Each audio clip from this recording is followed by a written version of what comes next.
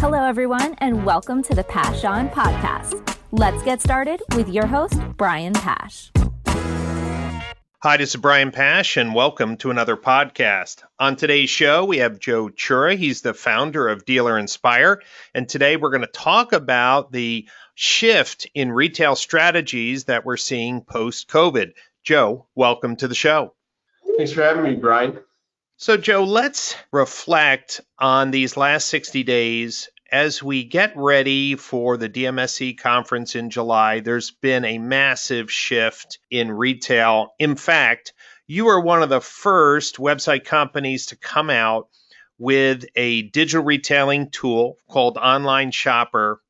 What have you learned from your customers who have now kind of woken up that they just can't operate in the mindset of just get them in, and are reaching out to you for some help with remote retailing strategies?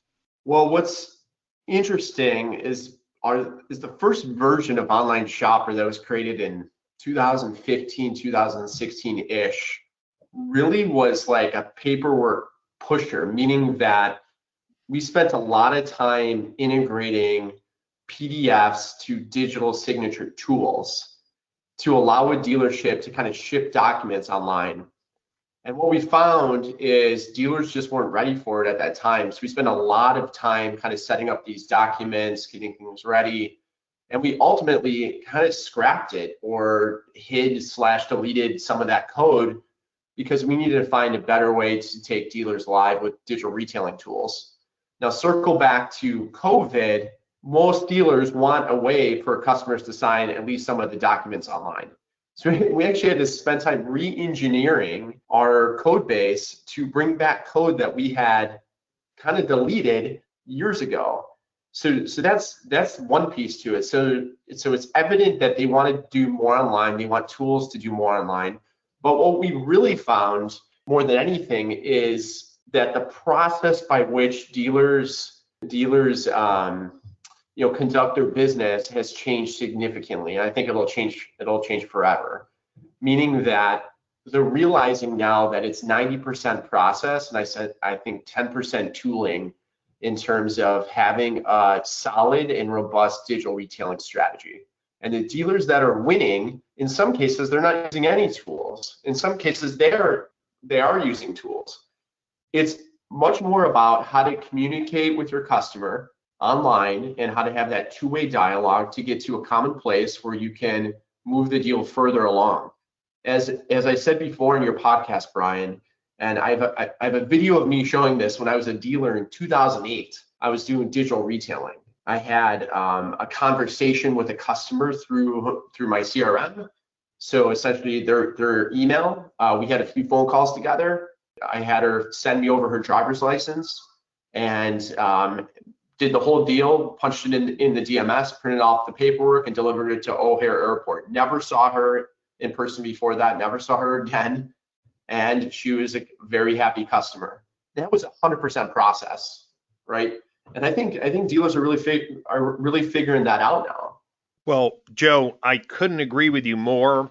In my teaching, I've been telling dealers that modern retail is 50% leadership, 15% marketing, 15% merchandising, and 20% on the technology. The leadership you're talking about is really the process, a clear vision. I love the fact that you said that you have dealers who are succeeding with or without digital retailing tools. And I think it's because last year at DMSC, we unveiled the data that showed that dealers could double, even triple their sales opportunities if they engaged with a consumer when they're on their website instead of chasing them with a lead form and then the BDC. And conversations and your work with the AI trees really demonstrated that if you decided from a leadership or process standpoint to serve customers when they're on your website, meaning staff your virtual showroom, it led into a conversation instead of a game of cat and mouse. So, Joe, a year ago, we showed some work that you did at Wilsonville, Toyota, and others. Now I've been using the term formless websites. Are you thinking now that this COVID crisis really has made your customers rethink to move from forms to conversational commerce? What are you seeing?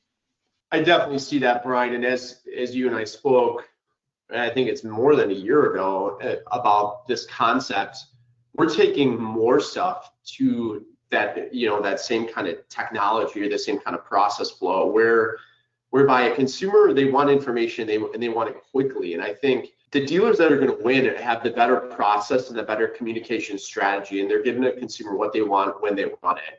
And this expands even beyond kind of the formless websites. This is all about native conversion as well, giving the customer the ability to go further, faster, wherever they're at, not where we want them to be. Meaning that if you see an ad in Facebook and you're scrolling through Facebook, the 300 yards per day through your thumb on Facebook's mobile app, and you're seeing activity and news, and you're enjoying that experience, and you see an ad from a car dealership, the notion that in today's day and age, piggybacking off your concept a year and a half ago, to click that dealer off, or I'm sorry, that customer, and say, hey, you know what? Why don't you get off Facebook now and go to my website? I think is misplaced, right? The ability to have a customer convert and to get more information wherever they're at is there. So we have to take advantage of it. And the same thing, it's not dissimilar with the formless websites, that the technology is there. Let's take advantage of it. The issue we're having, and you see this consulting with dealers, is explaining the importance of that. And until it's kind of forced, which COVID's forcing now, this thinking of digital retailing, it's hard to just keep repeating it over and over again to say, listen, why don't you try this, because it's a better consumer experience. Joe, you're absolutely right. Glenn and I actually have built a consulting package, a 60-day toolkit to help dealers really go that final mile. You see, as you mentioned it, putting a digital retailing tool on the website, if the old process and the old thinking are still in place, they're not going to get much uptake. One of the things that I've used, and I think is a helpful analogy for dealers, for the last 10, 15 years, we've been calling websites the dealer's virtual showroom. So we spent a lot of time saying, make sure the photos are right for your virtual showroom. It's important to consumers. And make sure the descriptions are right. It's your virtual showroom. People are making decisions online. What we forgot is the staff it. And I joke, but Joe, I really think as you talk to your customers, since you're a pioneer in conversational commerce in automotive, is that we need to tell our dealers, hey, let's staff our virtual showroom. So when people come there and have a question, we can engage and answer them then, instead of saying by a form, the implication is, I'm not willing to serve you. I'm not staffed. No one's here to help you, but we'll chase you later. And that is a leadership decision. But I think one thing, Joe, and maybe you could fill in some of the gaps here, dealers are realizing that their workforce can be anywhere in the world and serve consumers in conversations. They can do virtual video walkarounds. They can use any messaging platform. Why wouldn't dealers now realize that they need to staff their website? Is it realistic now, Joe, that the tools that you provide give dealers that flexibility? 100%. And that is why for years I've been saying that the hidden gem of digital retailing and conversations and chat and these tools, it's beyond the fact that you can do it online. It's the scalability, right? When you're desking a deal with a person, that's a one-to-one interaction. The best you're going to get is 2-on-1, right? And that would be kind of awkward, right? So it is one of these things where you can be working 15 deals, 20 deals at one time in the same hour with 15 different customers with one person that lives in another country theoretically, right? And it just makes complete sense. But I'll give you one example that's real to my family, is that my daughter's guitar teacher, he was this young college kid, would come here often. he was a decent teacher, nothing too special, right? And then COVID happened, so we did one Zoom meeting with him, and it was kind of subpar. So I was thinking about it, and I'm like, why would we limit ourselves to this one teacher when I could find one of the best, another teacher who's phenomenal online, and they could live in another country, right, or another state. It doesn't matter anymore.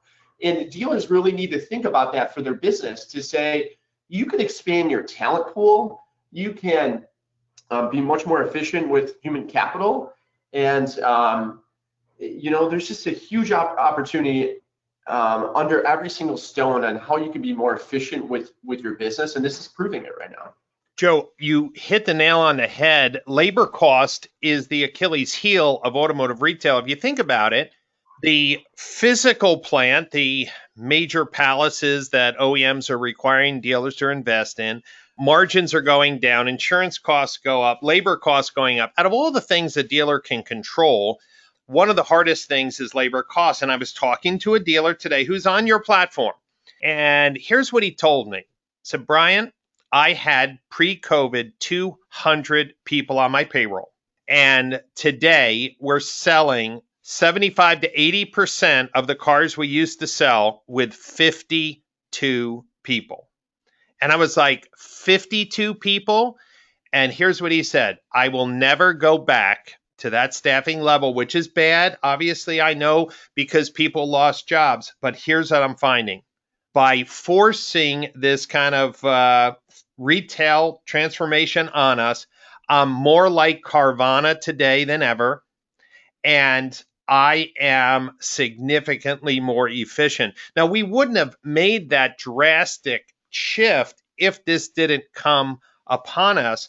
But if labor costs are one of the areas that dealers have to address, man, what we're seeing is that dealers can be just like Carvana, setting appointments, doing virtual walkarounds, being very transparent with price, being collaborative with the deal terms. I'm assuming, Joe, people are using Zoom conference capabilities. They're using your video tools. Why wouldn't we use this time to reinvent the whole staffing model? Yeah, that is very accurate, and it is a question that should be asked. And I think many dealers are realizing that. To your point, I've said for a long time, every dealer can be like Carvana. I don't see anything that Carvana does that's special that a dealer cannot do in their own neighborhood, or even expanding it, past their own AOR. Because it's really about how do you communicate with customers. Dealers have been doing this for years through phone conversations, through their CRM, through email. It is about providing customers information they want, which we've already kind of talked about. The technology is there. Conversations has a video platform that we've had for the last 4 years. That's two-way video stream, meaning that a consumer can be on their mobile phone or desktop and want to see what the vehicle looks like and do a live walk around with a sales consultant that is using our app. Super easy. It can happen within seconds. That's included with our conversations platform. But like that kind of stuff is really important to be transparent, and it's this extra tooling that's going to help dealers with scalability and do things even faster. That's for sure, Joe. And for the last 2 years, I was fortunate to be sponsored to speak around the country. I've spoken about 50 cities, and I talked to dealers about having a modern brand promise that communicated to customers that they're making it faster, easier, mostly online to save them time. I've talked to them about the need to name it something so they can educate consumers in their local market that there's a new way to buy a car. And I would say maybe 10% of the dealers nodded their head, yeah, we have to do it. But I would say the majority said, look, I'm making a lot of money. I'm doing it the old way. And really the philosophy at most dealers was just get them in, just get them in, just get them in. Well, this is the first time in automotive retail history that just get them in wasn't possible. And now in a sense, the catalyst for change, no one would have predicted. I feel like I was prophetic, because what came to pass, no one could have predicted, either myself. But this is truly the time for dealers to reinvent the retail model. And that's why I'm excited about having you, Joe, at DMSC, because you have an interesting perch. You are in so many OEM programs. You see the best of the best. You're seeing dealers that are just using conversational tools to succeed, others using your digital retailing tools. When you look out over the next few months, what's something that you could be sharing at DMSC that could really help dealers, in a sense, go cross that finish line and really make their strategy even more successful?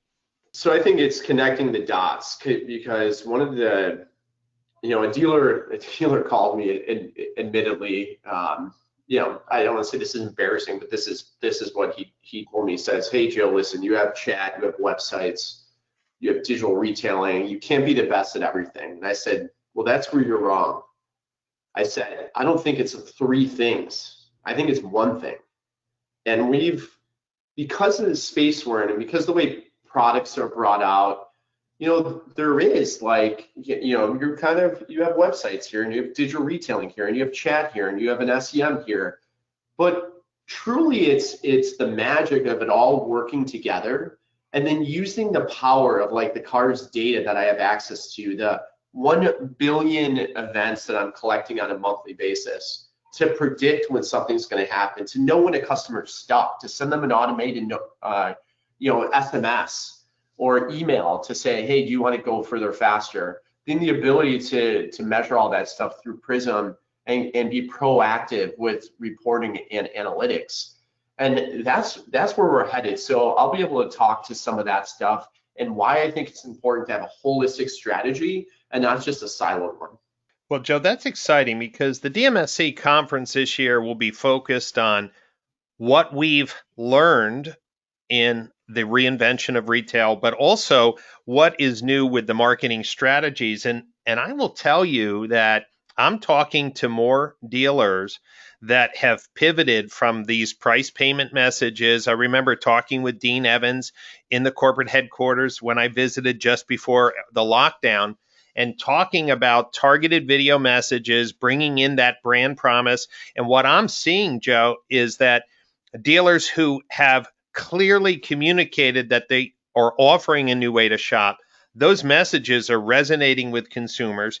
And then here's what I'm also hearing is dealers have cut back a lot of their Google spend and have kept on sites like cars.com and have seen even an increase in activity. And people are scratching their head is maybe we were just competing all with ourselves when we were already being exposed and our inventory connected with consumers on cars. This is a very interesting time. People are pulling back their advertising, and I think realizing I need a clear video message, and I also am starting to see more, again, the value and the efficiency of third-party marketplaces. Joe, can you talk a little bit about that before we jump off? What's been the activity on cars.com as we look at historical trends and then what happened during COVID?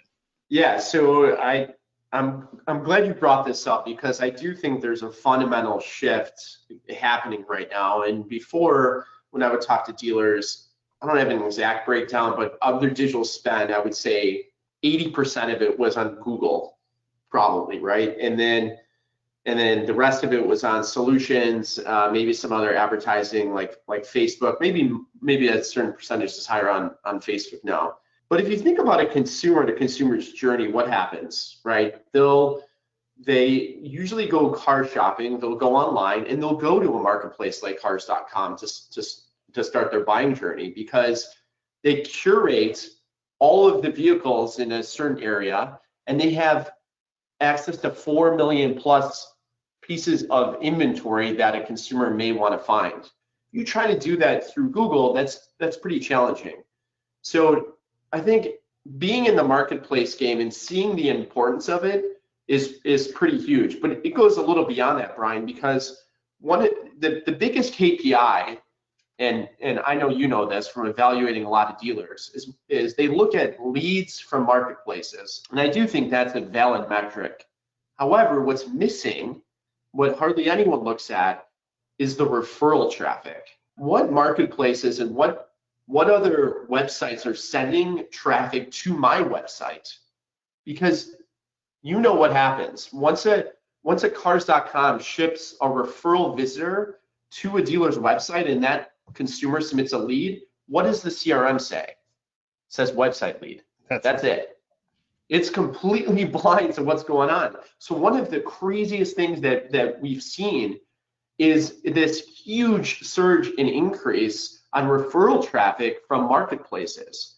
And we've also seen cars.com annihilate the competition in terms of, like, I'm telling you, I looked at millions of visits, thousands of dealers' websites, and not one case did I see another marketplace above cars.com. Now, I didn't individually look at each one of them, but on a macro level, it is significant, the difference between the cars.com referral traffic and other places. So that's one. Secondly, during COVID, the cars.com, just like the website leads, just like everything, decreased.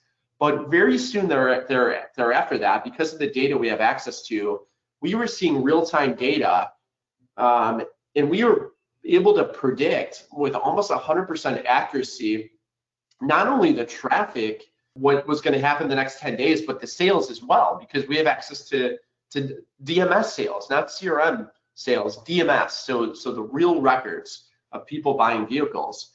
And what we've seen now is, like, in some cases, dealers are right back to where they were, if not having better months than they were last year, which to me, if you think about it, it's still mind-boggling. I actually went to a local dealership. I ran there this weekend just to meet with the dealer principal for a few minutes, and the place was packed. It was packed. So what we're seeing is the marketing mix needs to be spread out. I would definitely look at a marketplace, and I'm a believer based on data, not based on, hey, cars.com is my parent company. I could show data. Right. I can show this referral data I'm talking about, and I would look at that and I would say, okay, well, what should be my marketing mix? And marketplaces like cars.com should be there. Google should be there to some extent, because you need to make sure you're there when a customer's searching. You're matching intent. But the dollars that have been given to Google in the past as a percentage need to significantly change now. You know, Joe, again, we're not picking on Google. Just here's the facts. I'm looking at dealer lead counts, dealers who stayed in marketplaces, and dealers, typically our clients, if they pulled back anything hard, they pulled back their Google spend. Facebook was the first to come back. So I think dealers are seeing the power of video in the news stream, especially the dealers that are working with us on our digital retailing consultancy. Like, we don't care which platform you use. You just have to have a clear marketing and merchandising strategy. And Facebook's been amazing in educating local consumers about sanitary policies, safety policies, and new online retailing. Yeah, there's going to be some interesting conversations at DMSC about budget reallocation. And that's why I'm encouraging dealers to invest in coming out in July. It may be their first time on a plane post-COVID, but here's the reason why. There have been really seismic shifts in automotive retail strategy, automotive marketing strategy, and we're bringing the best of the best. I've asked Joe to bring his best users of his website technology. I've asked every digital retailing company, every website company, every marketing tech company who's sponsoring the conference to bring their best dealers, and we're going to sit down and we're going to hear what's working.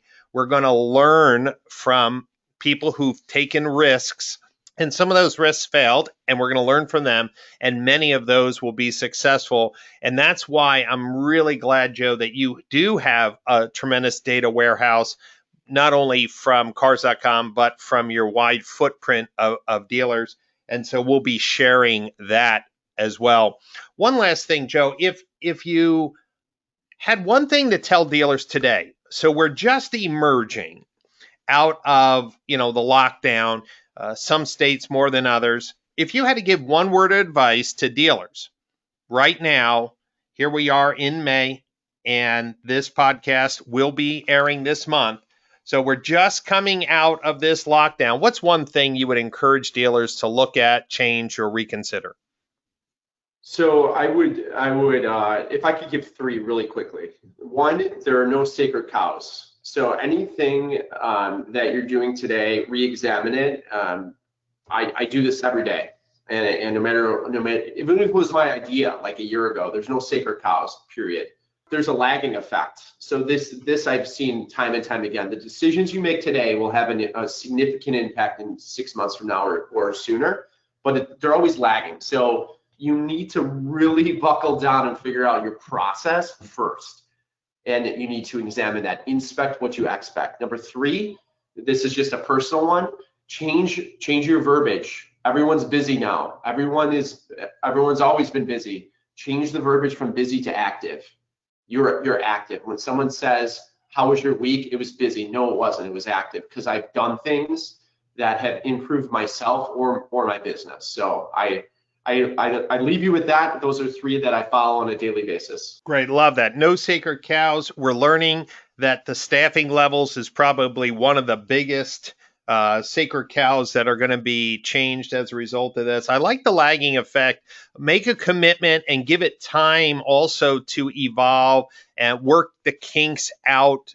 Changing a retail model doesn't happen overnight. And I like that, being active.